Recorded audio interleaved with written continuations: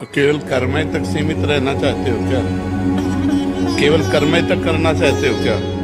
तो कर्म दो ही प्रकार के होते हैं, शुभ कर्म और अशुभ कर्म, और इनकी दोनों की गति बस नर्क, स्वर्ग और मृत्यु लोक। तो दुर्गति से बचोगे क्या कर्म करके? सत्कर्म करना, भगवत कर्म करना, भगवान के अधीन होकर के कर्म करना है। श्री कृष्ण अनुकूलेन कर्म करना है, प्रतिकूल से विसर्जनम करना है, भजन करना है, परोपकार करना है, माता पिता की सेवा करनी है, पुत्र परिवार आदि का पालन करना है, और ये सब कर्म भगवान को अर्पित करके भगवत प्राप्ति करनी है। अगर भगवत प्राप्ति नहीं तो शुभ अशुभ कर्मों के पचड़े में पूरा संसार फंसा हुआ है। सब संसार कर्म कर रहा है, तुम ही थोड़ी कर्म कर रहे हो। बिना कर्म किए कोई एक क्षण भी नहीं रह सकता। तो सब कर्म कर रहे हैं, शुभ कर्म बन रहे हैं, अशुभ कर्म बन रहे हैं। शुभ का फल सुख मिल रहा है, अशुभ का फल दुख मिल रहा है। दुख सुख की इसी पचड़े में सब फंसे हुए हैं। तो को मानो दे इसी के लिए मिला है क्या? केवल कर्म करते हुए सुख और दुख का भोग करना।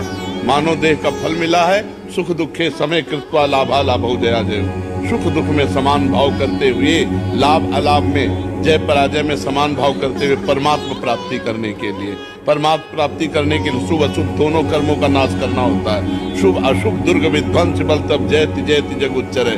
शुभ अशुभ दोनों कर्मों का जब नाश होगा तब भगवत प्राप्ति होगी। अभी आता है, ये कला आती है दोनों कर्मों का नाश करने की। वो है वही है सोई जो राम रचिरा का, को करी तर्क बढ़ावे साका। वही होता है जो भगवान ने रच रखा है। तो अब भगवान ने हमें मानव देह रच रखा है, भगवान के हम अंश हैं। अब हम भगवान का भजन करके शुभ अशुभ का नाश करके भगवत प्राप्ति करेंगे। कर्मों के क्या, कर्म तो सब जीव कर रहे हैं। कौन सा ऐसा जो कर्म विहीन हो? कुछ पाप कर्म हो रहे हैं, कुछ पुण्य कर्म हो रहे हैं, लेकिन कर्मों के ऊपर जो उठे तब तो बात बने।